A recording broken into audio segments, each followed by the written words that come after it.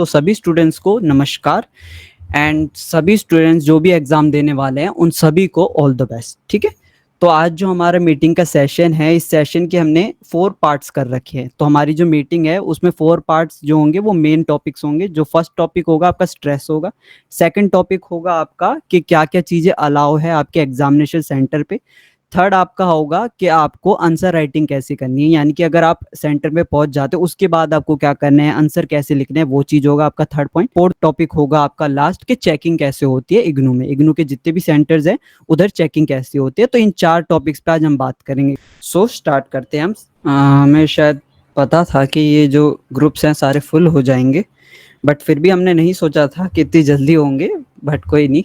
I think next time चलो हम और ग्रुप्स बनाएंगे ताकि सभी स्टूडेंट ज्वाइन हो पाए, क्योंकि अभी तो स्टार्ट ही हुआ है सेशन, उससे पहले ही सारे ग्रुप्स फुल हो चुके हैं। सो देखिए, सबसे पहले हमारा टॉपिक था स्ट्रेस। कि स्ट्रेस, काफ़ी स्टूडेंट को स्ट्रेस होने लग जाता है एग्जामिनेशन आने से पहले। जैसे मान लीजिए कल से हमारे एग्जाम स्टार्ट हैं, सभी स्टूडेंट्स के होंगे, कुछ के स्टूडेंट्स के नहीं होंगे, किसी प्रोग्राम के एग्जाम नहीं होंगे कल, एंड कुछ प्रोग्राम के एग्जाम कल से स्टार्ट है। ठीक है, तो काफ़ी सारे स्टूडेंट्स के जो एग्जाम है वो कल से स्टार्ट हो रहे हैं। तो काफ़ी सारे स्टूडेंट्स को ये स्ट्रेस रहता है, ये उनको टेंशन रहती है कि हमारे एग्ज़ाम आ गए, हमने कुछ नहीं पढ़ा, हमने बिल्कुल एक अपना चैप्टर भी नहीं देखा। और काफ़ी सारे स्टूडेंट्स के साथ ये होता है कि उनके पास स्टडी मटेरियल नहीं पहुंचता। एंड ये काफ़ी मेजर पॉइंट है आपका कि काफ़ी सारे स्टूडेंट के पास स्टडी मटेरियल ही नहीं पहुंचता है, तो वो पढ़ नहीं पाते। बट देखिए, इसका एक आप इसको बाईपास कर सकते हो कि आप जो इग्नू की ई ज्ञान कोश वेबसाइट है, वहाँ पर आपको सारा का सारा स्टडी मटेरियल पीडीएफ फॉर्म में अवेलेबल रहता है। तो देखिए, आप चाहे तो पढ़ना चाहते हो तो आप वहाँ से भी उनको डाउनलोड करके पढ़ सकते हो। ठीक है, फर्स्ट ऑप्शन आपके पास ये रहता है। सेकंड ऑप्शन आपके पास ये रहता है कि आप अपना, अगर आप दिल्ली से बाहर रहते हो या दिल्ली में रहते हो, दिल्ली में रहते हो तो बहुत अच्छी बात है, आप मैदानगढ़ी जाइए, मैदानगढ़ी से जाके आप अपनी सारी बुक्स कलेक्ट कर सकते हो। ठीक है, जितनी प्रिंट हो रखी होगी आपको मिल जाएगी। ऑलमोस्ट सभी प्रोग्राम की जो बुक्स है वो प्रिंटेड होती है।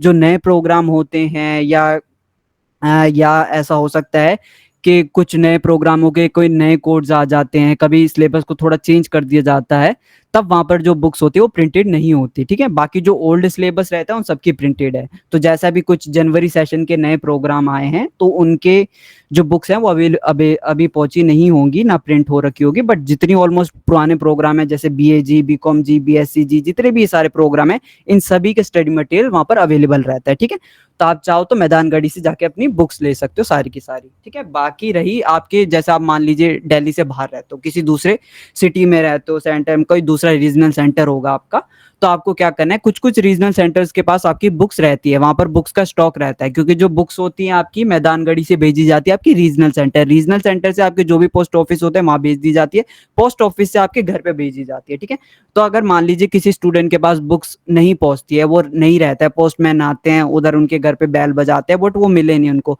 तो पोस्टमैन क्या करता है, पोस्टमैन आपकी जो बुक्स होता है वो लेके जाके दोबारा आपके रीजनल सेंटर पे छोड़ जाते हैं। ठीक है, तो इस वजह से काफी सारी बुक्स आपके रीजनल सेंटर पे भी अवेलेबल होती है।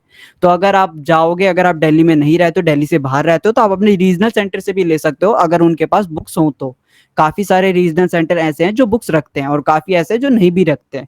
ठीक है, किसी के पास ज्यादा स्पेस होता है तो वो रखते हैं, किसी के पास नहीं होता है तो नहीं रखते। तो आप वहां से भी जाके बुक्स ले सकते हो। ठीक है, तो आपके पास काफी सारे ऑप्शन है पढ़ने के लिए। तो ऐसा जरूरी नहीं है कि आपके पास बुक्स हो तो ही पढ़ पाओ। एंड काफी सारे स्टूडेंट ये भी बताते हैं हमें कि सर हमसे फोन में नहीं पढ़ा जाता, टीवी में नहीं पढ़ा जाता, कंप्यूटर पे नहीं पढ़ा जाता, हमारी आंखों में दर्द होता है, ऐसे ऐसे। तो देखिए स्टूडेंट, अब देखिए आपको अच्छे मार्क्स लाने हैं, अगर आपको पास होना है तो आपको थोड़ा बहुत तो मेहनत करनी पड़ेगी, थोड़ी बहुत, थोड़ा अपनी आंखों को थोड़ी दिक्कत देनी पड़ेगी। ठीक है, तो इसलिए आप ये सब एक्सक्यूज ना बना के कोशिश करें कि जितना से ज्यादा हो सके ज्यादा से ज्यादा पढ़ने की।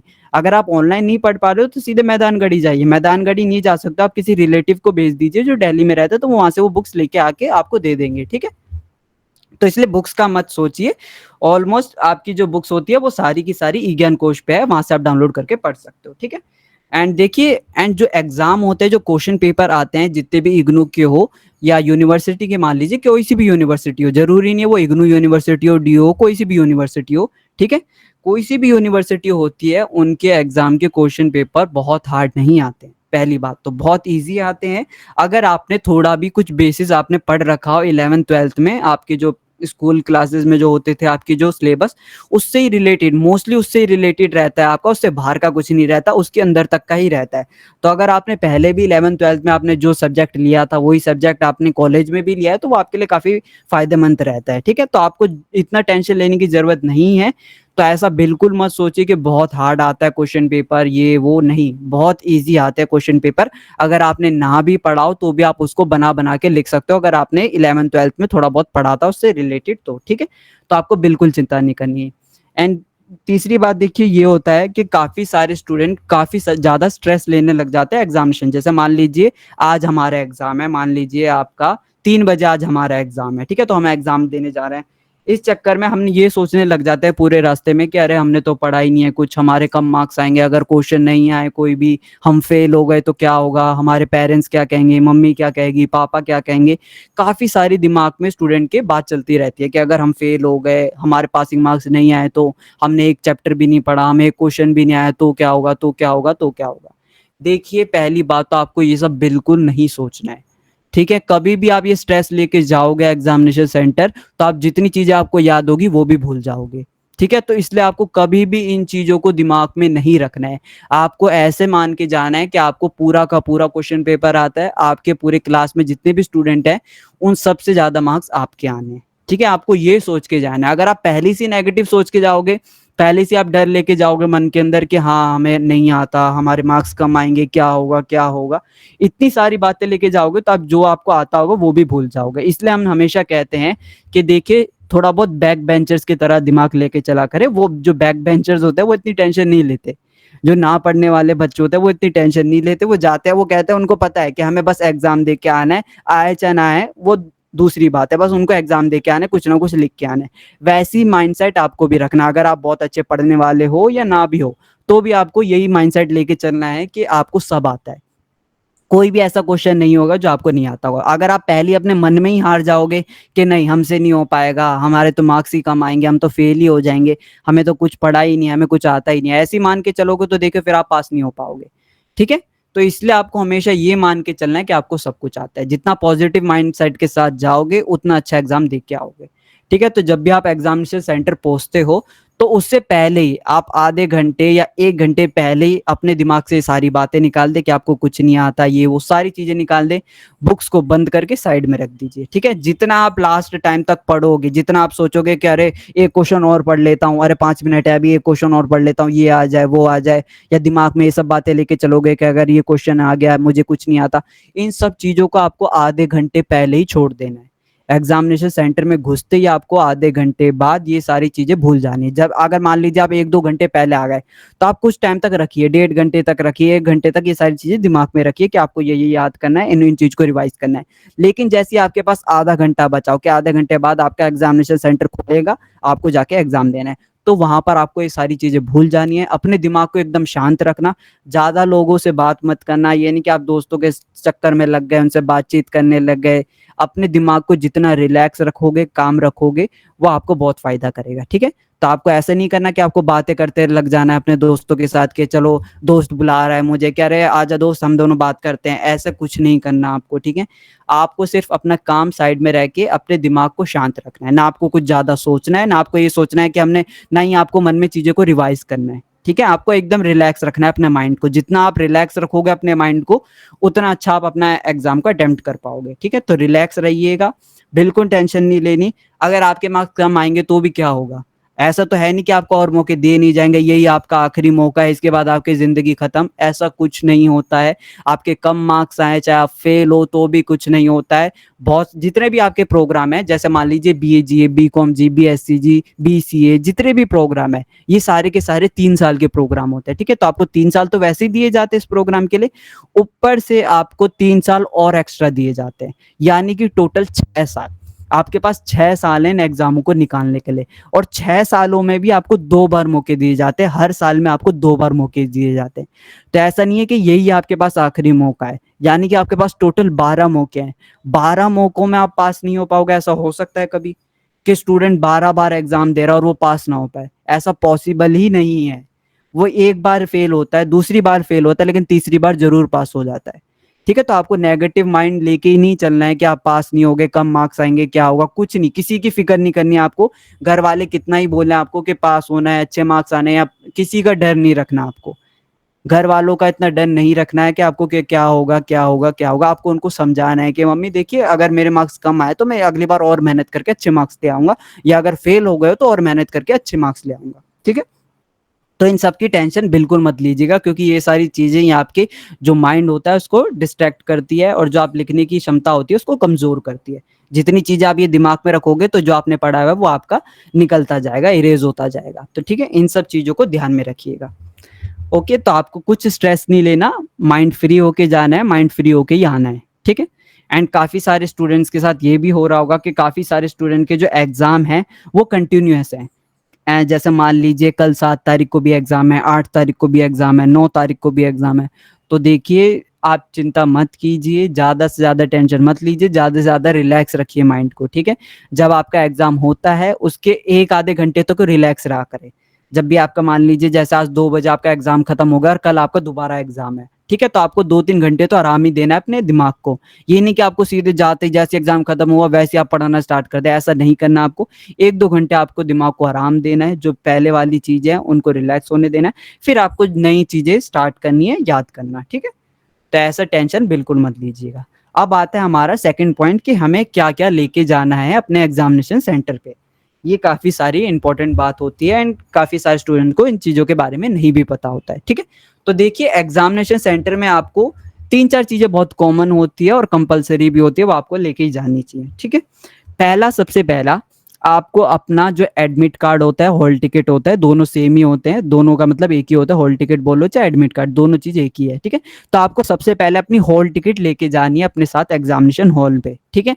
अगर जिन स्टूडेंट्स की अभी तक नहीं निकली है, प्लीज वो जाके अपने गूगल में जाइए, इग्नू हॉल टिकट लिख के अपनी हॉल टिकट डाउनलोड कीजिए। व्हाट्सएप पे भी हमने शेयर कर रखी है डाउनलोड लिंक, एंड टेलीग्राम पे भी हर जगह शेयर कर रखी है। ठीक है। अगर आपको नहीं भी मिल रही हो तो आप हमें कहीं पे भी मैसेज कर दीजिएगा, टेलीग्राम, इंस्टाग्राम, व्हाट्सएप, कहीं पे भी मैसेज करके हमसे पूछ लीजिएगा, या तो हम निकाल देंगे या हम आपको लिंक दे देंगे, आप उससे निकाल लीजिएगा। ठीक है। तो अपनी हॉल टिकट जरूर निकाल लीजिएगा। एंड देखिए, ऐसा जरूरी नहीं है इसको लेमिनेशन करवाना हो चाहे कुछ करवाना हो, ऐसा जरूरी नहीं है। अगर आप संभाल के रख पाते हो तो बहुत अच्छी बात है, तब आपको कुछ करवाने की जरूरत नहीं है। बट अगर आपसे कहीं फट जाती है, पानी डल जाता है या खराब हो जाती है आपसे, इन केसेस में अगर आपको लगता है कि हमारे साथ कुछ ऐसा हो सकता है, तब आपको उसको लेमिनेशन करवा लेना है। ठीक है। बाकी अगर आप संभाल के रख पाते हो अपनी हॉल टिकट को, तो अब आपको ये सब चीज करवाने की कोई जरूरत नहीं है। सिंपल से आपको बस एक पन्ना लेके जाना है। ठीक है। सेकंड चीज आपको लेके जानी है अपना आईडी कार्ड। ये दो चीज बहुत ही कंपलसरी और मैंडेटरी है। ठीक है। ये दोनों चीज आपको लेके ही जानी है। आपको अपना एक हॉल टिकट लेके जाना है और आपको अपना आईडी कार्ड लेके जाना है। काफी सारे स्टूडेंट को आईडी कार्ड निकालना नहीं आता, एंड काफी सारे स्टूडेंट्स के पास पहुंचा भी नहीं होता। तो देखिए, जो आईडी कार्ड होता है, आईडी कार्ड पहली बात तो आपको जब एडमिशन होता है, एडमिशन जैसे आपका कंफर्म होता है, तो जो कंफर्मेशन मेल आता है उसके थ्रू भी आपको आईडी कार्ड भेजा जाता है। ठीक है। अगर मान लीजिए किसी बच्चे को उसमें नहीं आया, तो आपको मेल भी भेजा जाता है जिसमें कंफर्मेशन मेल होता है, उसी में आपके अटैच कर रखा होता है आईडी कार्ड, उसमें भी आपको आईडी कार्ड दिया जाता है। ठीक है। फिर आपका जो थर्ड होता है, आपके थर्ड में होता है जो आपका एडमिशन पोर्टल है, उसमें दिया जाता है।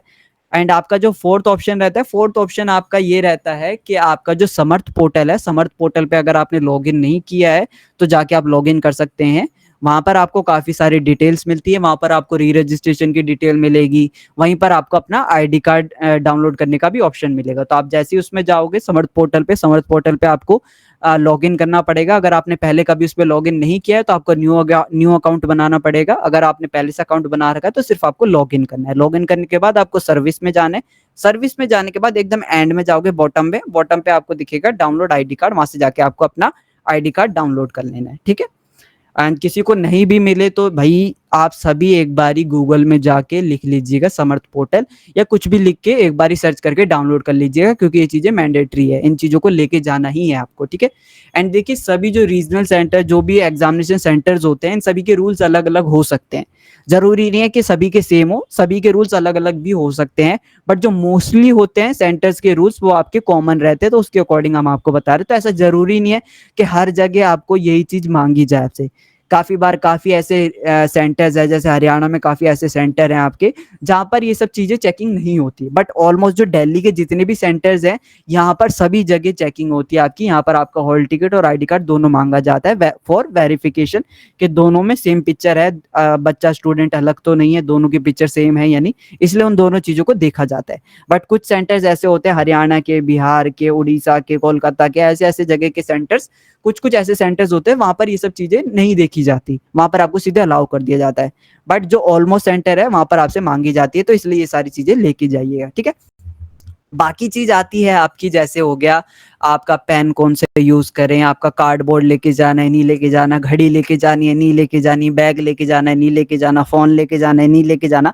ये सारी चीज़ें भी काफ़ी सारे स्टूडेंटों के मन में आती है, ठीक है? तो देखिए बैग का हम पहले ही बता दें, देखिए बैग ले जाना ना ले जाना ये आप पे डिपेंड करता है। एंड दूसरी बात देखिए, जो बैग होते हैं आपके, वो ज़रूरी नहीं है कि आपके जो हॉल है, जो एग्ज़ामिनेशन सेंटर का जो हॉल होगा आपका, उसके अंदर ही रखे जाए। कभी-कभी आपके बाहर भी रखे जाते हैं, जो क्लास होती है, जो हॉल होता है आपका, जहाँ पर भी आपका एग्ज़ाम हो रहा होता है, तो हो सकता है कि जो आपके बैग्स हों वो बाहर रखे जाएँ, ठीक है? कभी-कभी आपके क्लास के अंदर रखवाए जाते हैं, कभी-कभी आपके बाहर रखवाए जाते हैं, कभी-कभी आपके हॉल से भी बाहर सीधे कॉलेज पे रखवाए जाते हैं, ठीक है?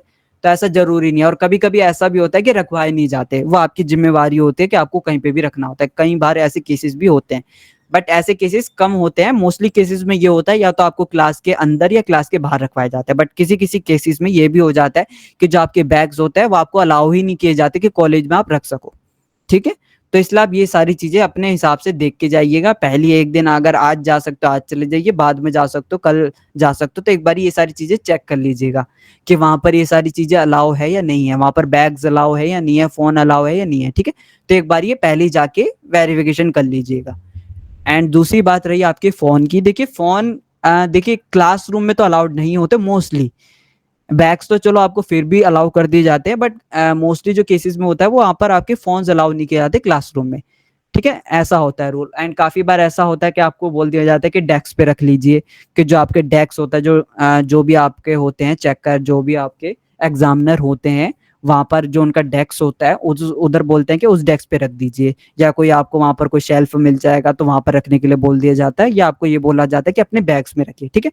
बट यहाँ पर ये अलाउ नहीं है कि आप अपने फ़ोन को अपने जेब में लेके जा रहे हो, ये लेके जा रहे हो, ऐसा अलाउ नहीं है, ठीक है? तो ये सारी चीज़ें आपको अपने बैग्स में ही रखनी है। दूसरी बात रही आपकी वॉच की। देखिए ऑलमोस्ट जो इग्नू के सेंटर है वो वॉच अलाउ करते हैं, ठीक है? कुछ सेंटर्स ऐसे होते हैं एंड बहुत ही कम है, ऐसे रेयर केसेस में ऐसा होता है जहाँ पर आपके जो वॉचेज़ होती है वो अलाउ नहीं होती, बाकी ऑलमोस्ट हर जगह अलाउ होती है। कुछ-कुछ जगहों में जो सेंटर्स होते हैं वहाँ पर आपकी पहले से जो वॉल क्लॉक होती है वो लगी हुई रहती है, कहीं-कहीं जगह पे नहीं होती, तो आपको हैंड वॉच लेके जा सकते हो, कहीं पे अलाउ करते हैं, कहीं पे नहीं करते, बट जो मोस्टली है वो अलाउ करते हैं, ठीक है? तो वॉचेज़ आप लेके जा सकते हो। एंड इसमें एक और वॉच आती है जो आती है आपकी स्मार्ट वॉच। एक तो क्लासिकल वॉच होती है जो पुरानी होती है, डायलर वाली, एक स्मार्ट वॉच आती है। देखिए स्मार्ट वॉच को थोड़ा बहुत उसमें रोक-टोक है। ऐसा नहीं है कि बिल्कुल ही उसमें रोक-टोक है, बट है, उसमें है। ऑलमोस्ट जो सेंटर्स है वो अलाउ नहीं करते। अगर उनको पता चल गया कि आपकी वॉच स्मार्ट वॉच है तो वो अलाउ नहीं करेंगे, ठीक है? तो स्मार्ट वॉच मत लेके जाइएगा, जो ओल्ड घड़ी होती है, जो डायलर वाली घड़ी होती है उनको लेके जाइएगा, ठीक है? एंड बाकी रही आपकी कैलकुलेटर की बात। कुछ स्टूडेंट्स के पास ऐसे प्रोग्राम होते हैं जहाँ पर मैथमेटिक्स सवाल होते हैं, या साइंस में भी काफ़ी बार ऐसे सवाल आ जाते हैं जिनमें कैलकुलेशन करनी पड़ती है, ठीक है? तो देखिए कैलकुलेटर का ये है कि कैलकुलेटर आपको वहीं अलाउ किया जाएगा जहाँ पर आपके क्वेश्चन पेपर में लिखा हुआ होगा कि हाँ, यहाँ पर कैलकुलेटर अलाउ है।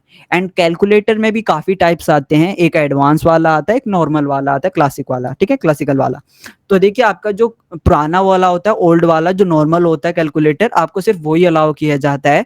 जो एडवांस वाला कैलकुलेटर होता है वो अलाउड नहीं किया जाता, ठीक है? जैसे बीकॉम जी के कुछ कोड हैं, उसमें आपको जो नॉर्मल वाला कैलकुलेटर है वो अलाउड किया जाता है, बाकी जो आपके एडवांस वाले कैलकुलेटर होते हैं वो अलाउ नहीं किए जाते, ठीक है?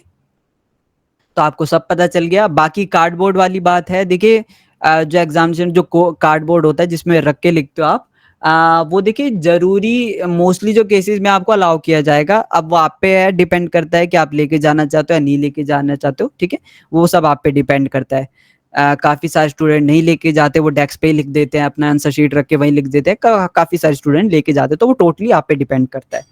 एंड फिर तीसरी बात आ गई आपकी पेन की। देखिए पेन्स जो होते हैं आपके, वो आप कौन सा भी जैसा भी मन का पेन लेके जाना चाहो, जैसा भी आप पेन यूज करना चाहो कर सकते हो, जेल हो, बॉल हो, चाहे कोई सा भी पेन हो, ठीक है। बस कलर का ध्यान रखिएगा, ब्लैक ब्लू का इस्तेमाल कीजिएगा, रेड ग्रीन का इस्तेमाल मत कीजिएगा, जितना हो सके ब्लैक ब्लू का इस्तेमाल कीजिएगा, ठीक है। एंड बाकी रही आपकी जैसे हमने पेन के बारे में आपको बता रहे थे, तो देखिए पेन में आपको दो कलर्स मिलते हैं, जैसे ऑलमोस्ट सभी स्टूडेंट यूज करते हैं, ब्लैक एंड ब्लू, ठीक है। तो काफी सारे स्टूडेंट हमसे ये पूछते हैं कि सर हम दोनों पेन यूज कर सकते हैं या सिर्फ एक पेन से ही लिखना पड़ेगा, ब्लू से लिख रहे हैं तो सिर्फ ब्लू से लिखना है, ब्लैक से लिख रहे हैं तो सिर्फ ब्लैक से लिखना है। ऐसा कुछ नहीं है, आप दोनों पेन यूज कर सकते हो, ठीक है। तो ऐसा कुछ नहीं है कि आपको सिर्फ एक ही पेन से लिखना है पूरा आंसर शीट, आप दोनों पेन से लिख सकते हो, आप ब्लैक से भी, ब्लू से भी, किसी से भी लिख सकते हो, ठीक है। तो आप सारे पेन लेके जा सकते हो, सब अलाउ है आपको, बस रंग का ध्यान रखिएगा, बाकी सारे पेन अलाउ है आपको, ठीक है। बाकी आपको अपने साथ एक स्केल लेके चले जाइएगा लाइंस ड्रॉ करने के लिए। अगर मैथमेटिक्स टाइप्स के कोई सवाल है तो वहाँ पर लाइंस काफ़ी होती है, तो आप एक बार अपने लिए स्केल लेके चले जाइएगा, पेंसिल लेके चले जाइएगा, रबड़ लेके जाइएगा, पेन लेके जाइएगा। एंड ये सारी चीज़ें आपको डबल डबल लेके जानी है। ये नहीं कि आप सिर्फ पेन एक ही लेके जा रहे हो कि भाई मुझे तो अपने अप्लाई नहीं करना है। कभी कभी देखिए ऐसा भी हो जाता है कि किसी दूसरे स्टूडेंट के पास ना हो तो आप उनको दे सकते हो। कभी कभी आपके साथ भी ऐसा हो जाता है कि आपने उसकी रिफिल नहीं देखी कि कितनी रिफिल उसकी फिल है, हो सकता है उसकी रिफिल पूरी खत्म ही हो रखी, थोड़ी सी बच रखी हो। इसलिए हमेशा दो पेन अपने पास रखा करें, कभी भी एक पेन मत लेके जाइए, दो पेन एक्स्ट्रा लेके जाया करें। पेंसिल भी एक्स्ट्रा, पेन भी एक्स्ट्रा, हर चीज एक्स्ट्रा लेके चला करें कि अगर कहीं कुछ खो भी जाए या मिस हो जाए या खत्म हो जाए तो आप दूसरी जो बैकअप में आपका वो यूज कर सके, ठीक है। तो आप सबको पता चल गया क्या क्या चीजें लेके जानी है, क्या क्या चीजें नहीं लेके जानी, ठीक है। तो बैग्स का एक बार अच्छे से ध्यान रखिएगा, क्योंकि देखिए काफी बार ऐसी घटनाएं भी हो जाती है कि कुछ कुछ चीजें जो आपके बैग से वो मिसिंग हो जाती है। सिंपल सिंपल भाषा में कहे तो चोरी वोरी भी हो जाती है, ठीक है। तो इसलिए इन चीजों का ध्यान रखिएगा, बैग्स का अपना ध्यान रखिएगा। क्लासरूम में ही बैग्स रह रहे हैं तो बहुत अच्छी बात है, बाहर रह रहे हैं तो एक बार ये भाई अच्छे से ध्यान रखिएगा, जो भी चीजें आपकी उनको संभाल के रखिएगा, पैसे वैसे है, फोन वोन है तो उनको संभाल के रखिएगा, ठीक है। तो जितना हो सके क्लासरूम के अंदर रखने की कोशिश करिएगा बैग अपने, ठीक है। और बाकी अगर जितना हो सके इन चीजों को अवॉइड कीजिए, जितना हो सके अपने पैसे कम लेके आइए, जितना हो सके अपने फोन्स को घर पे ही रखिए, जो एग्जामिनेशन सेंटर है वहां पर ना लेके आए, क्योंकि देखिए अगर चोरी वोरी होगा तो इसमें आपका ही नुकसान होगा। और जो एग्जामिनेशन सेंटर है उनकी कोई जिम्मेवारी नहीं होती, ना ही वो कोई जिम्मेवारी लेंगे। अगर चोरी भी होता है तो आप उनसे कुछ नहीं कह सकते, ये आपकी जिम्मेवारी है, आप बैग लेके आए हो तो आपकी जिम्मेवारी होती है उसको संभाल के रखना, ठीक है। ओके, तो अब हम अपने जो मेन टॉपिक है आंसर राइटिंग पे पहुंचते हैं कि देखिए आंसर राइटिंग कैसे करनी है। ये काफी सारे स्टूडेंटों के मन में रहता है कि सर आंसर राइटिंग हम कैसे करें, ज्यादा मार्क्स चाहिए हमें, कैसे अच्छे मार्क्स लेके आए, पासिंग मार्क्स कितने होते हैं, कैसे आंसर को अटेम्प्ट करें, पहले कौन सा आंसर अटेम्प्ट करें, क्या लिखें क्या ना लिखें। तो अब हम इस पे टॉपिक पे बात करते हैं। देखिए आंसर राइटिंग बहुत ही मैटर करती है आपके एक अच्छे मार्क्स लाने में और बेकार मार्क्स लाने में, आपका बहुत ही मेन रोल रहता है आपका आंसर राइटिंग का, ठीक है। अगर आप किसी रेगुलर कॉलेज में होते, किसी ड्यू के कॉलेज में होते आप रेगुलर वाले में, तो वहां पर ये चीज रहती है कि वहां पर जो आपके जो प्रोफेसर्स होते हैं वो आपको जानते हैं, वो फेस टू फेस जानते हैं कि ये स्टूडेंट कैसे पढ़ने वाला है, ये स्टूडेंट कितना पढ़ता है कितना नहीं पढ़ता। तो वहां पर आपका जो भी चीज होती है वो आपके उस बेसिस पे भी देखी जाती है कि वो स्टूडेंट कितना पढ़ने वाला है, और आपकी आंसर शीट भी देखी जाती है, तब जाके आपको मार्क्स दिए जाते हैं, ठीक है। अगर पहले प्रोफेसर को पता होगा अरे तो बच्चा पढ़ने वाला नहीं है, तो वो उसका वैसे ही ढंग से जो आंसर शीट होते हैं चेक करते हैं, ठीक है। अगर किसी प्रोफेसर को पता हो कि हाँ ये स्टूडेंट पढ़ने वाला है बहुत, तो वो उसकी ढंग से कॉपी चेक करता है और उसको अच्छे मार्क्स देने की कोशिश करते हैं ज्यादा से ज्यादा। एंड यहाँ पर ये होता है इग्नू एक ओपन यूनिवर्सिटी है, तो यहाँ पर क्या होता है कि जो भी चेकर्स आ रहे हैं वो आपको जानते ही नहीं है कि आप कौन हो, कहाँ से आए हो, क्या हो, किधर के हो, कितना पढ़ते हो, कितना नहीं पढ़ते हो, कितना आता है आपको, कितना नहीं आता, उनको कुछ नहीं पता। उनके पास क्या है, आपके बिहाफ पे क्या आ रखा है, आपके बिहाफ पे सिर्फ आपकी एक आंसर शीट आ रखी है। तो वो ये आपका फर्स्ट एंड लास्ट इंप्रेशन होगा कि आप कैसे एक चेकर के ऊपर अपना प्रभाव छोड़ते हो, ठीक है। तो जैसे मान लीजिए जब आप इंटरव्यू देने जाते हो तो आपकी बॉडी देखी जाती है कि जो आपका पूरा पूरा जो स्ट्रक्चर होता है वो देखा जाता है कि स्टूडेंट ने कैसे कपड़े पहन रखे हैं, इसने कैसे बाल बना रखे हैं, कैसे खड़ा है, कैसे बैठ रहा है। तो वो सारी चीजें आपको जब इंटरव्यू देने जाते हो तो वो देखा जाता है। सेम चीज यहाँ पर भी होती है कि जब आपकी कॉपीज किसी चेकर्स के पास जाती है तो वो आपकी कॉपी को एक बार एनालाइज करते हैं कि स्टूडेंट ने लिखा कैसा है, उसके अकॉर्डिंग वो समझ जाते हैं कि स्टूडेंट ये पढ़ने वाला है, नहीं पढ़ने वाला है, कैसे पढ़ने वाला है। अगर आपकी पहली कॉपी उसने देखी कि जैसे मान लीजिए हमारे पास कोई कॉपी आ गई, उस स्टूडेंट ने ना कुछ लिखा है, बहुत ही छोटे-छोटे आंसर लिखे हैं, बहुत ही बेकार राइटिंग में लिखा है, कुछ समझ नहीं आ रहा, एकदम पैराग्राफ में लिख रखा है, पूरी कहानी बना के लिखा हुआ है, कुछ बुकिश लैंग्वेज यूज़ नहीं कर रखी, सब कुछ उसने उसने जो भी चीज़ें हैं वो मनगढ़ंत अपने मन से बना के लिखी हुई है। तो जैसे ही हमारा फर्स्ट इम्प्रेशन जाएगा, पहले तो उसकी राइटिंग से जाएगा, कि इस स्टूडेंट की काफ़ी बेकार हैंडराइटिंग है, तो ये पढ़ने वाला नहीं होगा। सेकंड इंप्रेशन हमारा उसका जो बॉडी होगी, जो उसकी आंसर की बॉडी होगी, उसको देख के जाएगा कि इस स्टूडेंट ने पूरा पैराग्राफ में लिख रखा है, पूरा कहानी लिख रखी है, कुछ समझ नहीं आ रहा, कुछ मेन कीज़ नहीं है इसमें, कुछ हाइलाइटेड नहीं है, इसमें कुछ अंडरलाइन नहीं है, सारा का सारा एकदम कहानी की तरह लिखा हुआ है स्टूडेंट ने, ठीक है? तो ये सारी चीज़ें देख के हमारे इंप्रेशन में क्या दिमाग में जाएगा कि ये स्टूडेंट पढ़ने वाला नहीं है, इसको कम ही मार्क्स आने वाले हैं, तो इसको एवरेज मार्क्स दे के जाना है। एंड मोस्टली जो चेकर्स होते हैं, आपकी कॉपीज़ देख के या आपके जो मार्क्स होता है वो डिसाइड करते हैं, ठीक है? तो जो भी आपकी कॉपीज़ पढ़ते हैं वो पहले ही, जैसे फर्स्ट पेज होगा आपका, फर्स्ट पेज ही आपका लास्ट इंप्रेशन वाला पेज है।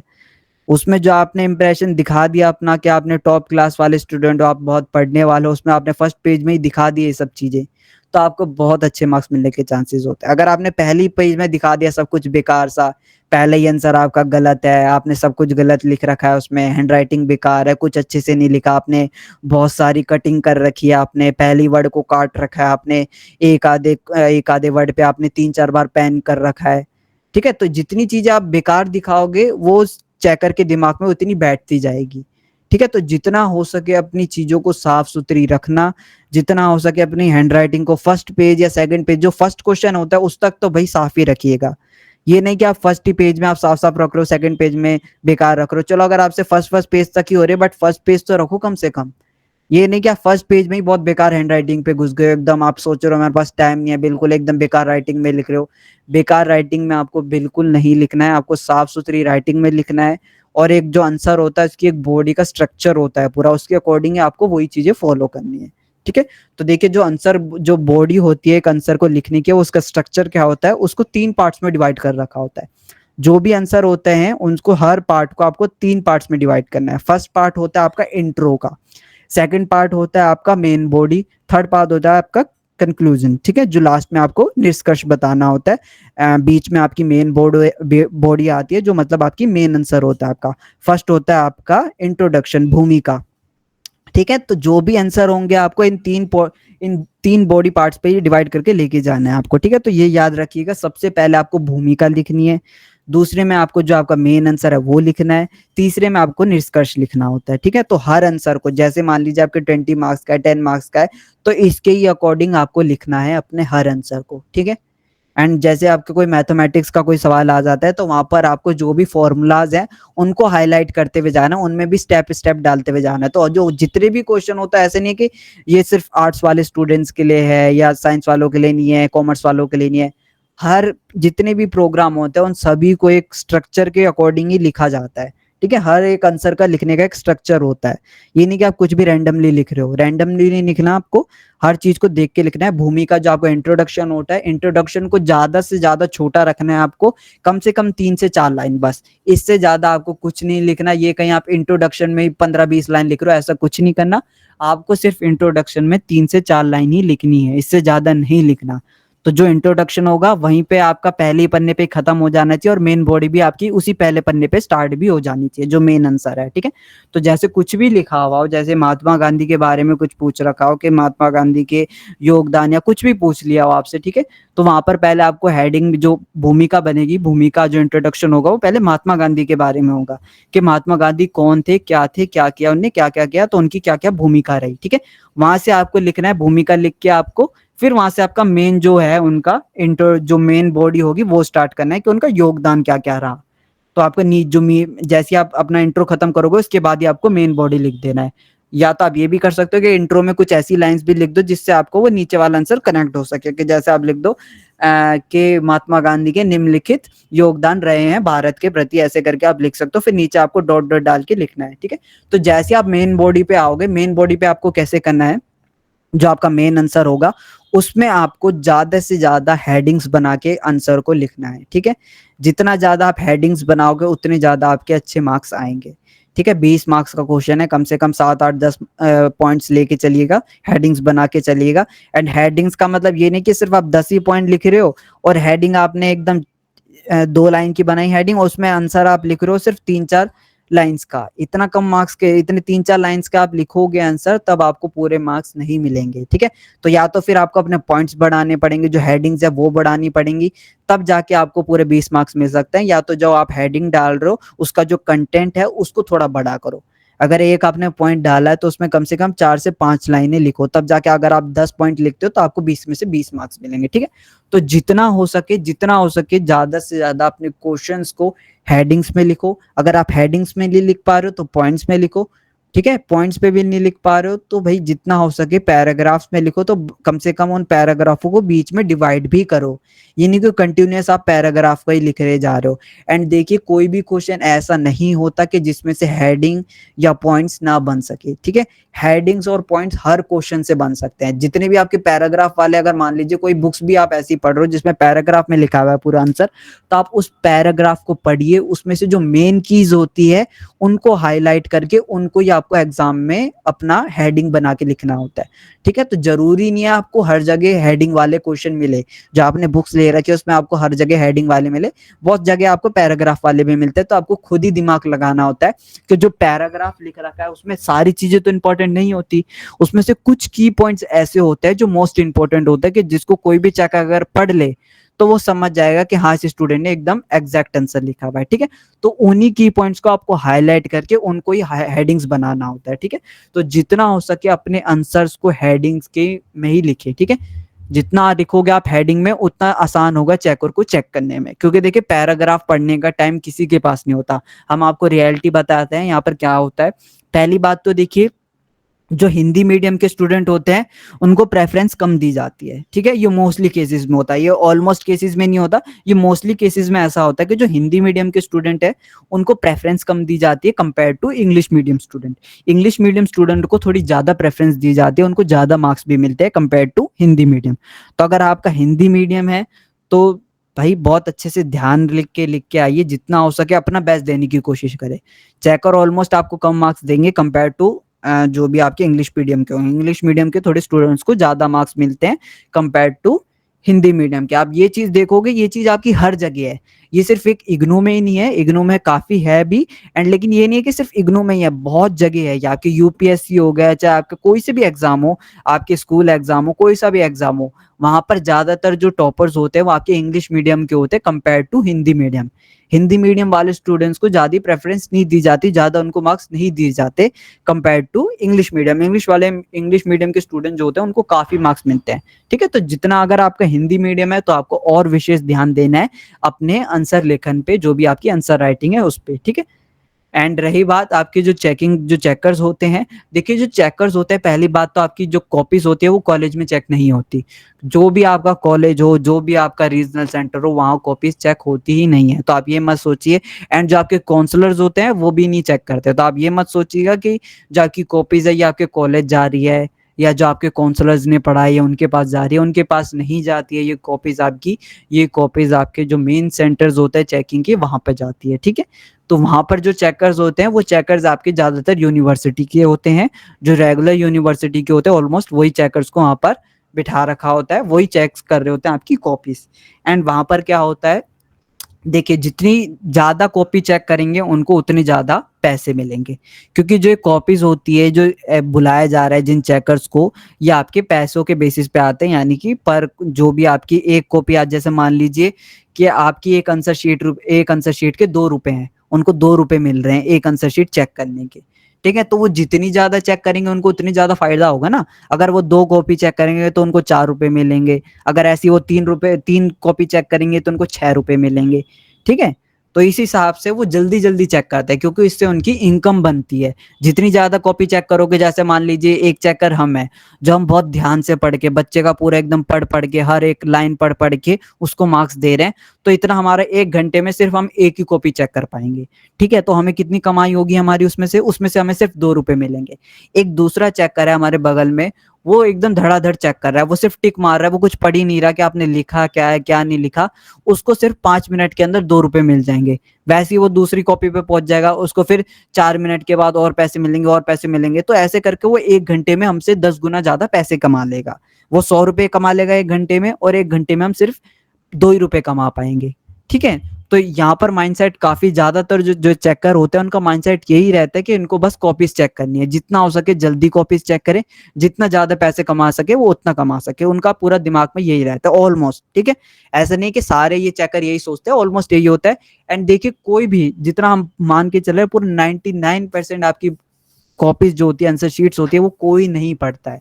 कोई भी चेकर वहां पर ऐसा नहीं होता है जो आपका डीपली पढ़ रहा हो, एक एक वर्ड आपका पढ़ रहा है, ऐसा कोई चेकर नहीं होता वहां पर बैठा हुआ। वहां पर सारे के सारे चेकर आपके बस ऊपर से पढ़ के मार्क्स दे रहे होते हैं, कोई भी आपका डीपली एनालिसिस नहीं करता कि आपने क्या लिखा है क्या नहीं लिखा, कहाँ पे गलत हो कहाँ सही हो, कोई नहीं पढ़ता आपकी कॉपी। ठीक है, तो जितना होता है आपको मार्क्स ज्यादा से ज्यादा एवरेज के ऊपर दिए जाते हैं कि आपके जैसी कॉपी है उसके अकॉर्डिंग आपको मार्क्स दिए जाते हैं। ठीक है, इसलिए ध्यान रखिए जितना हो सके अच्छी कॉपी बनाने की कोशिश करें, क्योंकि देखिए जो चेकर्स होंगे वो आपकी जो जितनी फर्स्ट पेज पे आपको, जैसे मान लीजिए चेकर ने आपको फर्स्ट पेज पे 12 मार्क्स दे दिए, 20 मार्क्स का क्वेश्चन है उसमें से 12 मार्क्स दे दिए, तो मोस्टली केस में आपका ये होगा सीन कि वहां पर आपको जितने भी आपके आगे के क्वेश्चन उन सभी में 12 12 12 12 12 मार्क्स ही मिलेंगे। अगर 6 मार्क्स दे दिए पहले क्वेश्चन पे, तो मान के चलिए कि नेक्स्ट क्वेश्चन में भी आपको 6 6 6 6 6 6 6 करके ही मार्क्स मिलेंगे, क्योंकि यहाँ पर आपका पहले एक माइंडसेट बना लिया जाता है कि अगर किसी चेकर के पास कॉपी गई, उसने देखा कि इस बच्चे ने पहला क्वेश्चन अच्छा लिखा है, इसको 12 मार्क्स दे देने चाहिए, तो वो आगे भी आपको यही मान के चलेगा कि इस स्टूडेंट का इतना ही दिमाग है, इसने इतना ही पढ़ रखा है, ये इतने की लायक है, तो वो आपको आगे जाके भी 12 12 मार्क्स ही देगा। ठीक है, तो कोशिश करिएगा अपने अच्छी कॉपीज रखने का, जितनी साफ सुथरी रखोगे उतने अच्छे आपको मार्क्स मिलेंगे।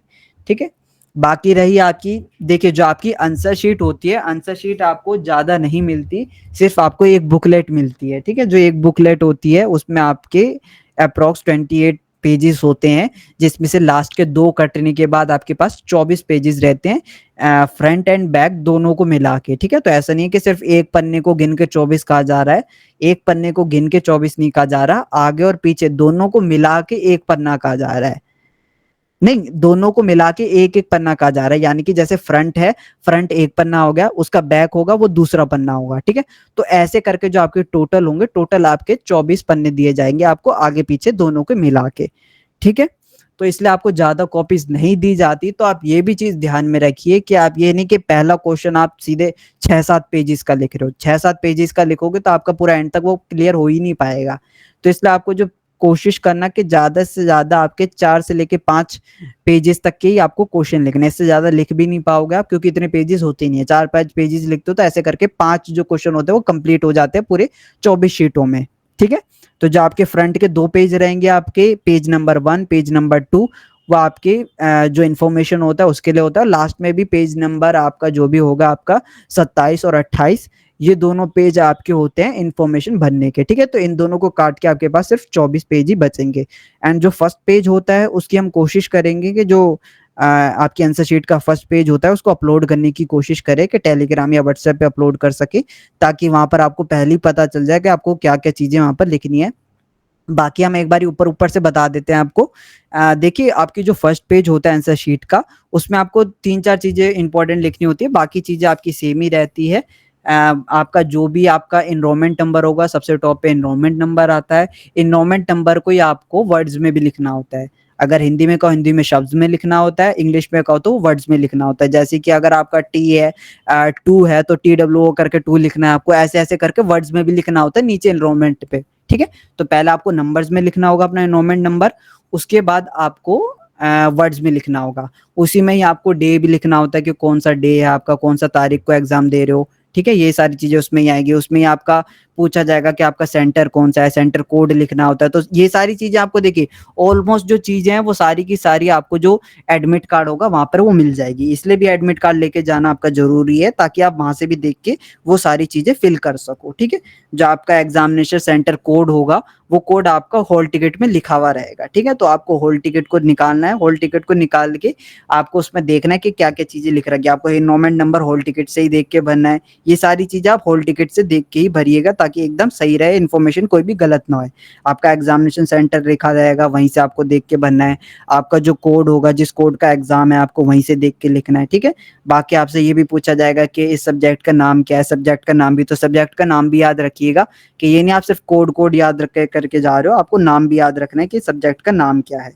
ठीक है, तो ये सारी चीजें आपको लिखनी होती है अपने जो फर्स्ट पेज होगा आंसर शीट का। सबसे पहले इनोमेंट नंबर, सेकंड में आपका आएगा इनोमेंट नंबर को वर्ड्स में लिखना है, थर्ड में आपका आएगा कि आपका एग्जामिनेशन सेंटर क्या है, फोर्थ में आएगा कि आपकी डेट कौन सी तारीख को आप एग्जाम दे रहे हो, डेट और आपको डे भी लिखना होता है, दोनों लिखने होते हैं, ठीक है, कि कौन सा दिन में दे रहे हो, कौन सी तारीख में दे रहे हो, ठीक है। उसके बाद आपका आता है कि आपका प्रोग्राम कौन सा है, तो आपको प्रोग्राम कोड भी लिखना होगा। उसके बाद आपका आता है नीचे कि आपका कौन सा कोड का एग्जाम दे रहे हो। कोड क्या होता है, कोड एक बार समझ लीजिए। देखिए कोड आपके जैसे पहली बात तो प्रोग्राम कोड होता है। प्रोग्राम कोड होता है जैसे मान लीजिए कोई बीएजी का प्रोग्राम का स्टूडेंट है, बैचलर्स ऑफ आर्ट्स का, तो उसमें उसका कोड क्या होगा, बीएजी उसका कोड है, ठीक है, ये आपका प्रोग्राम कोड होता है।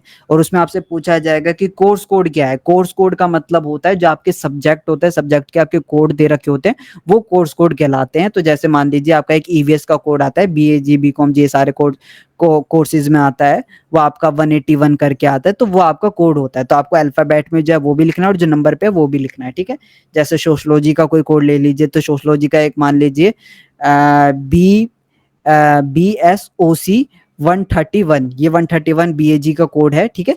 ये आपका कोड लिखना होता है। ऐसे कोड करके आपके सारे जो सब्जेक्ट के कोड होते हैं वो लिखने होते हैं आपको अपने कोर्स कोड में। प्रोग्राम कोड में आपका प्रोग्राम कोड आएगा, कोर्स कोड में आपको ये जो सब्जेक्ट का कोड होता है ये लिखना होता है।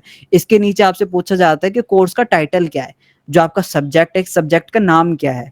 तो जैसे कुछ भी सब्जेक्ट का नाम हो सकता है, जैसे कि सोशलॉजी ऑफ कुछ भी, सोशलॉजी ऑफ इंडिया, ऐसे करके जो भी आपके टाइटल होते हैं बुक्स के, वो भी आपको ध्यान में रखना है, क्योंकि ये चीजें आपको लिखनी होती है। बाकी ये जो सारी चीजें हैं, ये सारी चीजें आपको एडमिट कार्ड और क्वेश्चन पेपर में दोनों में मिल जाएंगी। तो इन दोनों चीजों का आप वहां से भी भर सकते हो। तो ऐसे आपको जरूरी नहीं है कि सब कुछ याद ही रखना है, ये सारी चीजें आपको वहां पे भी मिल जाएगी, तो वहां पे भी आप लिख सकते हो। फिर उसके नीचे आपसे पूछा जाता है कि आपका मीडियम कौन सा है, आप किस मीडियम में एग्जाम दे रहे हो। अगर आप इंग्लिश मीडियम में एग्जाम दे रहे हो तो इंग्लिश मीडियम लिखना है, अगर आप हिंदी मीडियम में एग्जाम दे रहे हो तो आपको हिंदी मीडियम लिखना है, अगर आपकी कोई अदर लैंग्वेज है तो आपको अदर लैंग्वेज वहां पर लिख देनी है, कोई से भी, ठीक है।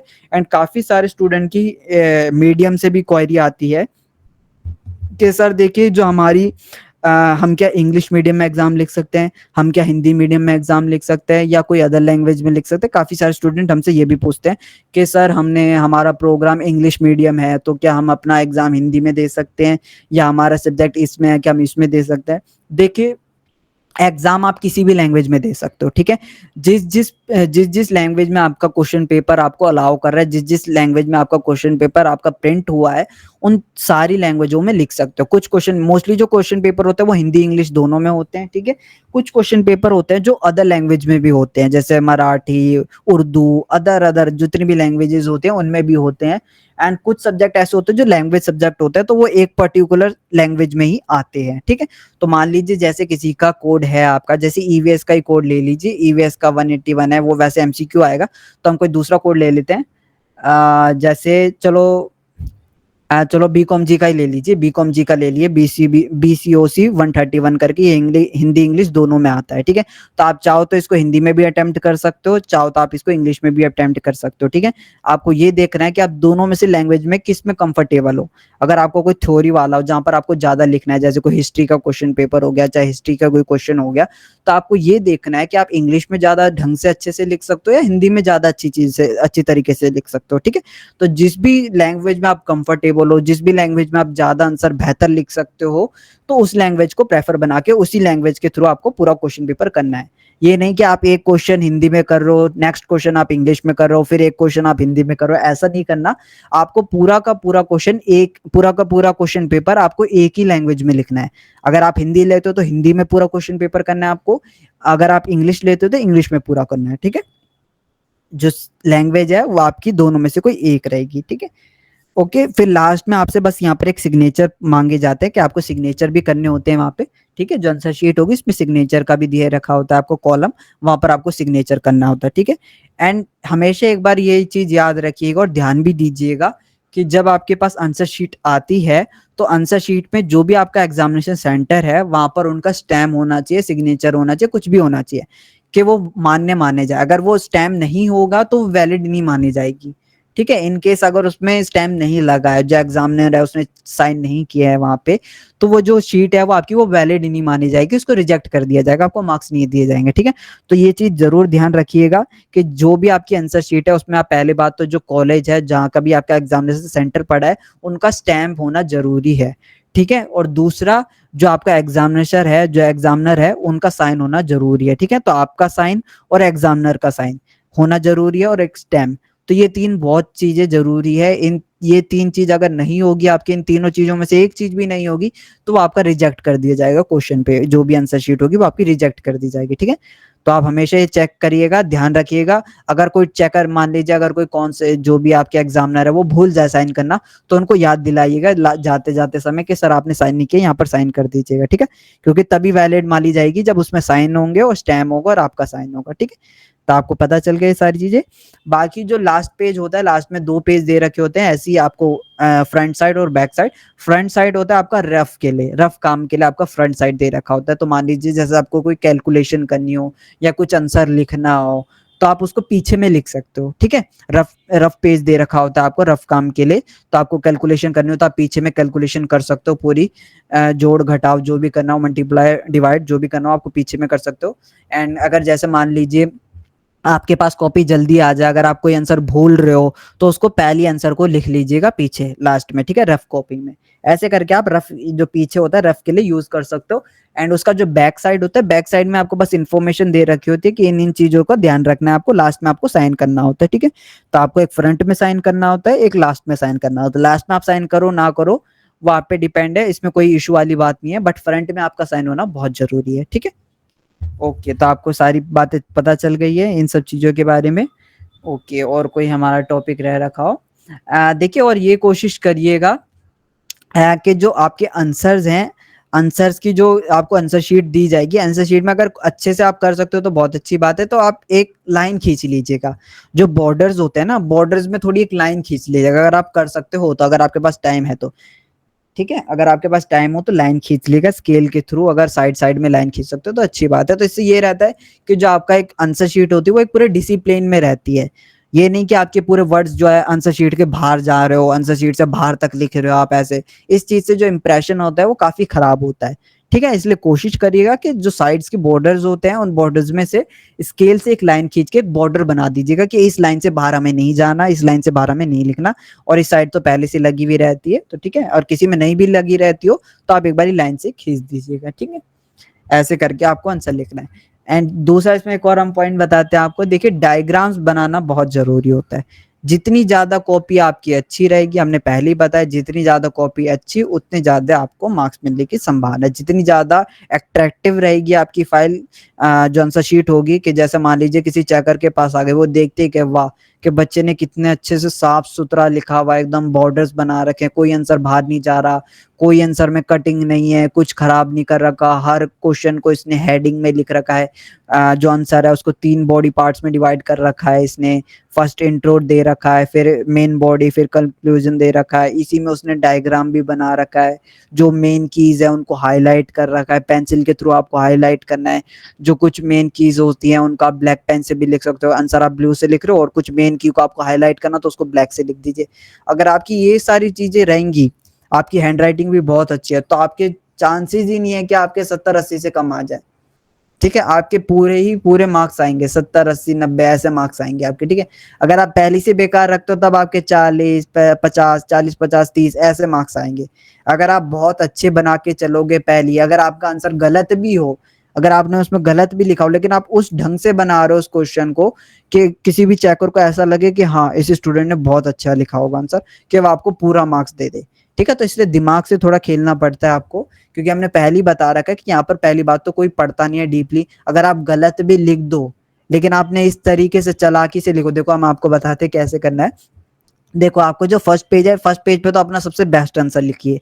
ठीक है, जो आपका सबसे अच्छा आता हो, जो बेहतरीन आता हो, जिसको आपको पूरा पता हो कि इसका एग्जैक्ट आंसर यही है, तो फर्स्ट आंसर आपको वही लिखना है। ठीक है, उसमें आपको पहले हेडिंग लिखनी है, इंट्रो लिखना है। ठीक है, आप चाहो तो क्वेश्चन भी लिख सकते हो, डिपेंड करता है आपके, कुछ स्टूडेंट क्वेश्चन भी लिखते हैं, कुछ क्वेश्चन नहीं लिखते हैं, ठीक है। तो ऐसा जरूरी नहीं है कि आपको क्वेश्चन लिखना है या नहीं लिखना है, ठीक है। आप लिखना चाहो तो क्वेश्चन भी लिख सकते हो, या तो आप सीधे लिख सकते हो कि क्वेश्चन नंबर 1, फिर उसके बाद आंसर लिखना स्टार्ट कर दो, या ये कर सकते हो कि प्रश्न नंबर 1 फिर आंसर लिखना स्टार्ट कर दो, या ये कर लीजिए कि क्वेश्चन लिख दीजिए, जो भी क्वेश्चन पेपर में लिख रखा है वही चीज आप प्रिंट करके यहाँ पर लिख दीजिए, ठीक है।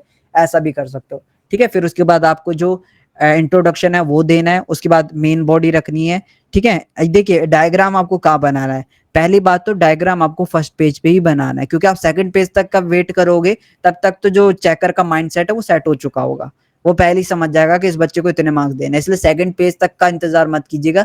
डायग्राम हर चीज आपकी जो भी बेस्ट चीजें हैं वो सारी की सारी चीजें आपको फर्स्ट पेज पे ही रखनी है। आपको जो आपका जो इंट्रोडक्शन है वो फर्स्ट पेज पे ही रखना है आपको, उसके बाद आपको डायग्राम बनाना है, डायग्राम बनाने के बाद आपको जो आपकी हेडिंग्स होंगी वो लिखना है। डायग्राम का मतलब पता है ना सभी को कि डायग्राम्स में वही की पॉइंट्स रहते हैं जो आपकी हेडिंग्स बनती है, ठीक है। तो डायग्राम अलग अलग प्रकार के हो सकते हैं, तो जिस भी प्रकार का आप डायग्राम बनाओ, अगर हमारे पास टाइम तो वैसे नहीं है हमारे पास, लेकिन हमने किसी किसी वीडियो में, जैसे असाइनमेंट वाली वीडियो में हमने बता रखे काफी प्रकार के डायग्राम्स, तो एक बारी उसको रेफर कर लीजिएगा, वहां से एक बारी डायग्राम्स देख लीजिएगा, ठीक है। तो काफी प्रकार के डायग्राम्स होते हैं, तो डायग्राम बना के उसमें ही आपके की पॉइंट्स लिखे हुए होते हैं डायग्राम में, उन चीज को ही बड़ा करके नीचे लिखना होता है आपके जो मेन बॉडी होती है। तो आपको हेडिंग लिखनी है, जो डायग्राम में पॉइंट था वही पॉइंट आपको लिखना है, ठीक है।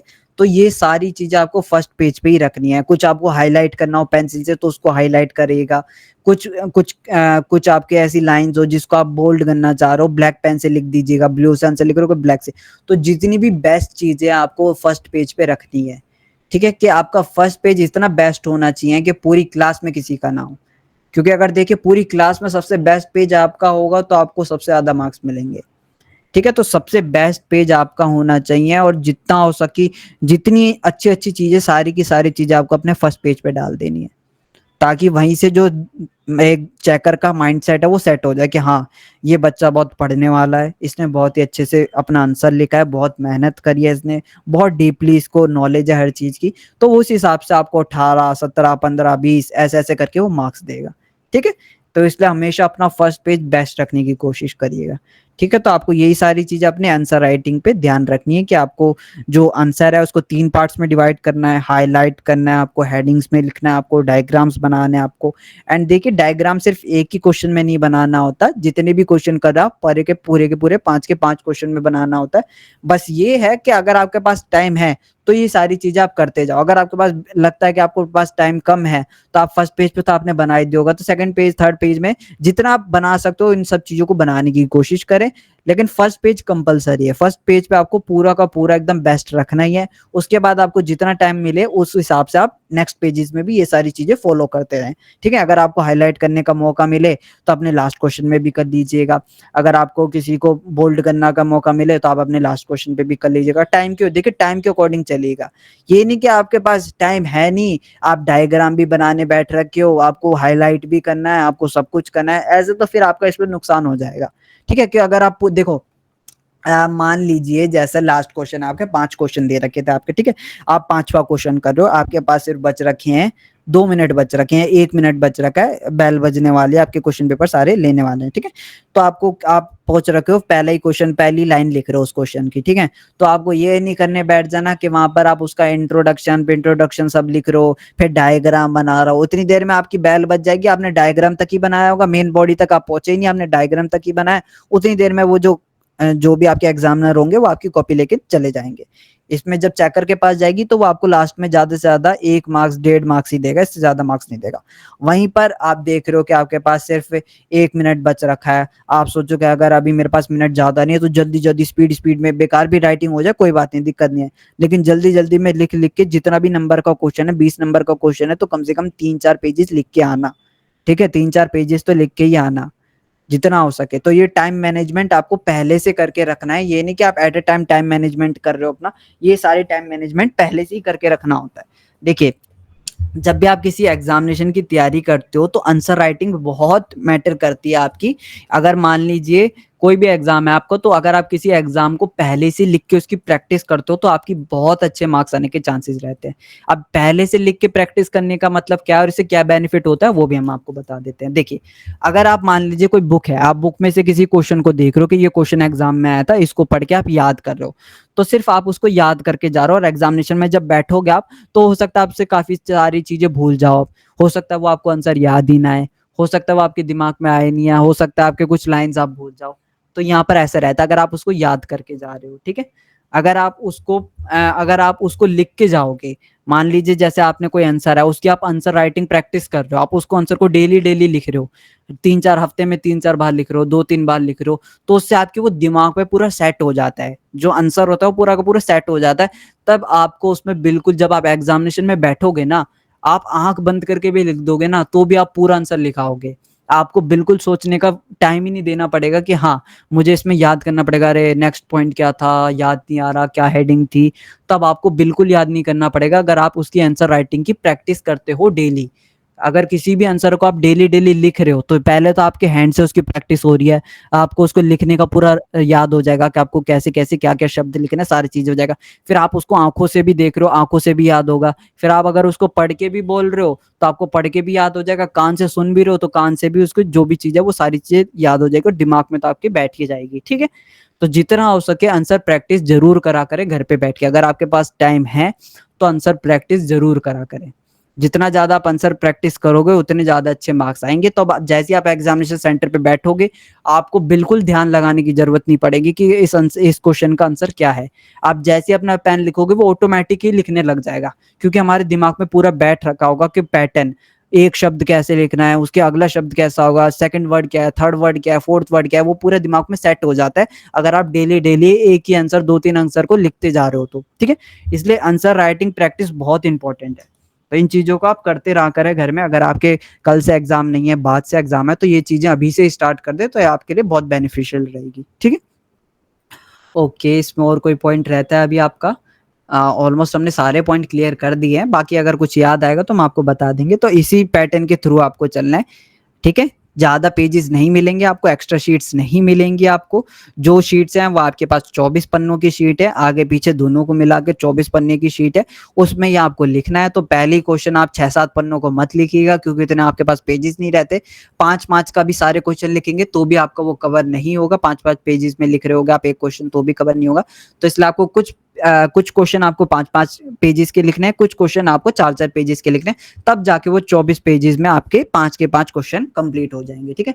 और ऐसी अगर आपके 10 क्वेश्चन करने हो आपको, तो उस हिसाब से आपको देखना है कि इन 24 पेजों पे हमें कितने कितने पार्ट्स में डिवाइड करना पड़ेगा कि एक क्वेश्चन कंप्लीट हो सके, ठीक है। तो वही सारी चीजें आपको वहां पर जाके देखनी है कि, एंड देखिए जब क्वेश्चन पेपर आप पढ़ते हो तो उसको धैर्य से पढ़ा करें, जल्दीबाजी में कभी मत पढ़ा करें।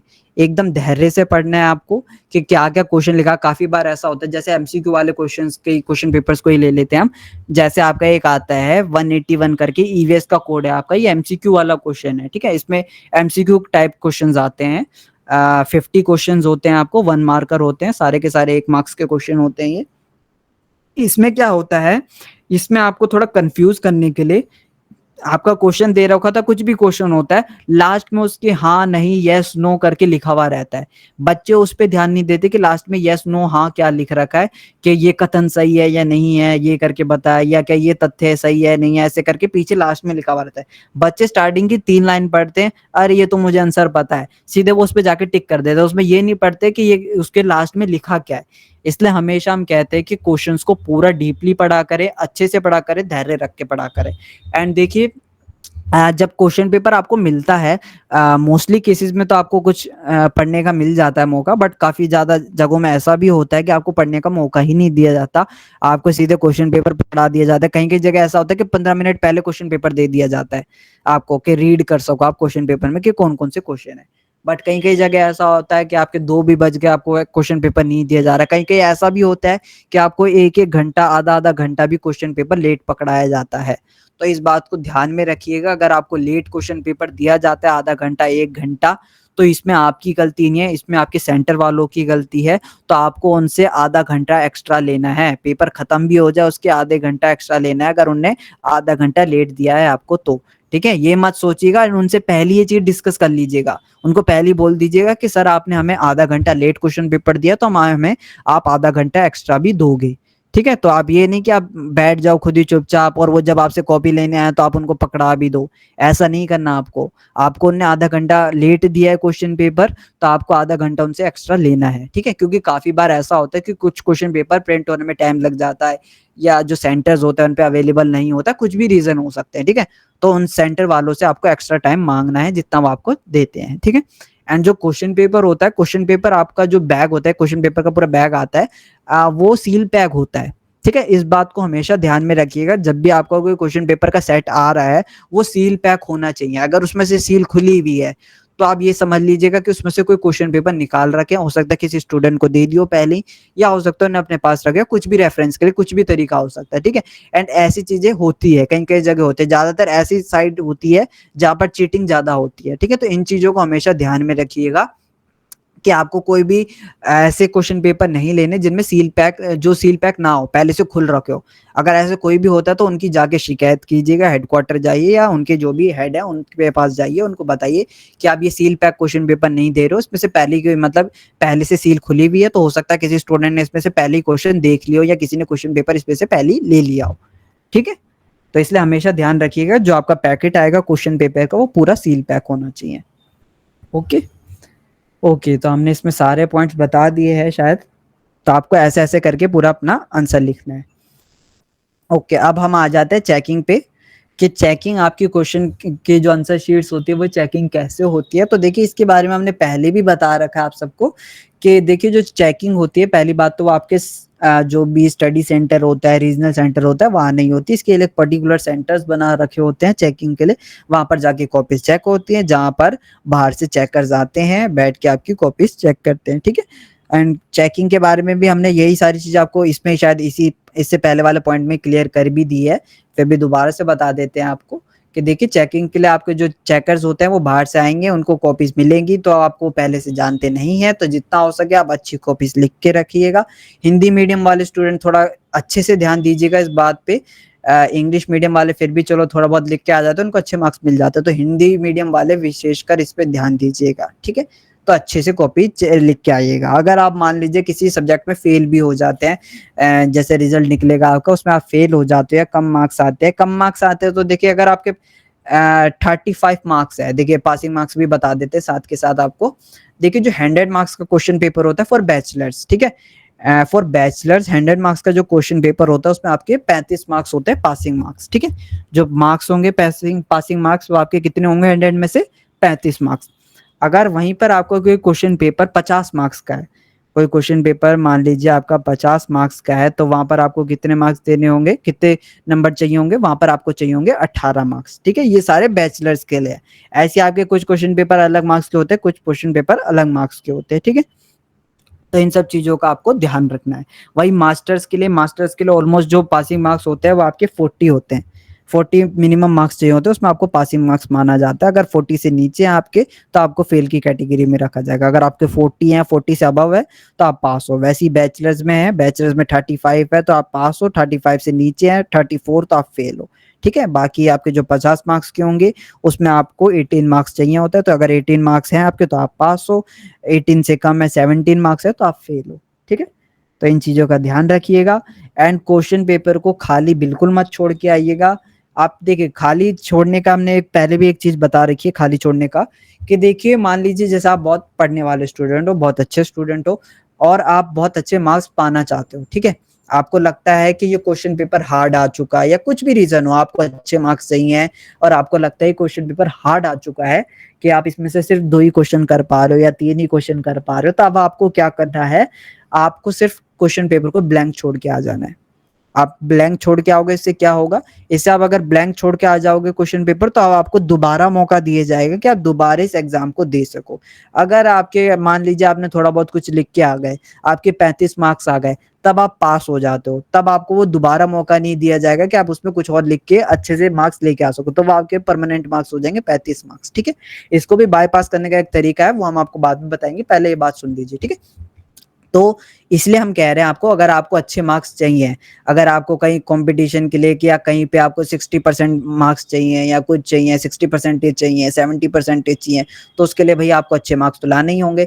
इसलिए आप पहले देख लीजिएगा पढ़ के कि क्वेश्चन में से आप कितने कितने क्वेश्चन दे सकते हो, कितना आपको अच्छे से आता है, कितना नहीं आता। अगर आपको लगता है कि आपके इसमें अच्छे मार्क्स नहीं आएंगे, 70-80 मार्क्स नहीं आएंगे, तो आप उस क्वेश्चन पेपर को खाली छोड़ के आ जाइएगा। लिखना ही है तो एक आधा क्वेश्चन लिख दीजिएगा बस। ये नहीं कि आप 5-6 क्वेश्चन लिख के आ जाओ या कुछ भी इतना लिख के आ जाओ कि 35 मार्क्स आ जाए। 35 मार्क्स आ जाएंगे तो आपको पासिंग मार्क्स हो जाएंगे, उसके बाद आपको दोबारा मौका नहीं दिया जाएगा दोबारा लिखने का क्वेश्चन पेपर, ठीक है। इसलिए अगर आप 0 मार्क्स आएंगे आपके, या 24 मार्क्स आएंगे, 34 मार्क्स आएंगे, तब तक आपको दोबारा मौका दिया जाएगा लिखने का, ठीक है। तो ये उन स्टूडेंट्स के लिए है जिन स्टूडेंट्स को अच्छे मार्क्स चाहिए। बाकी जिनको सिर्फ पासिंग मार्क्स चाहिए होते हैं, वो फिर तो भाई वो पूरा लिख के आना उनको। जिनको पासिंग मार्क्स तक मतलब जिनको पासिंग मार्क्स में इंटरेस्ट है, वो चाहते हैं कि बस हम पास हो जाएं, कैसे भी ग्रेजुएशन कंप्लीट हो जाए हमारी, तो उनको क्या करना है, उनको सारे के सारे क्वेश्चन अटेम्प्ट करने हैं, एक भी क्वेश्चन नहीं छोड़ना है, ठीक है। तो आप ये मत सोचिएगा कि हम गलत लिखते तो आपको कुछ मार्क्स नहीं मिलता, नहीं, आपको वहां पे भी मार्क्स दिए जाते हैं। अगर आप कुछ भी लिख के आ रहे हो, गलत भी लिख के आ रहे हो, लेकिन आपने लिखा है, तब भी आपको आधा 1 मार्क्स दिया। देखिए स्टूडेंट, ये हो गया था कि हमारा जो वाईफाई है उसका इंटरनेट चले गया है, तो अभी हमने अपने मोबाइल के हॉटस्पॉट से ऑन करके दोबारा रिकनेक्ट किया है। तो हम बता रहे थे आपको कि चेकिंग के बारे में। देखिए चेकिंग जो होती है आपकी, वो दूसरे सेंटर्स पे होती है, ठीक है, यहाँ पर नहीं होगी आपके कॉलेज वॉलेज में। तो जो भी सेंटर्स पढ़ेंगे वहाँ पर जो चेकर्स होंगे वो रेगुलर यूनिवर्सिटी के हो सकते हैं, पीएचडी होल्डर हो सकते हैं, कोई भी हो सकता है, ठीक है, वहां से मंगाए जाएंगे। बट जो आपके काउंसलर्स होते हैं वो आपकी कॉपीज चेक नहीं करते, ठीक है। तो जितना हो सके अच्छा रखिएगा। एंड आई होप हमने आपको सभी को अच्छे से समझाया हो सारी चीजें।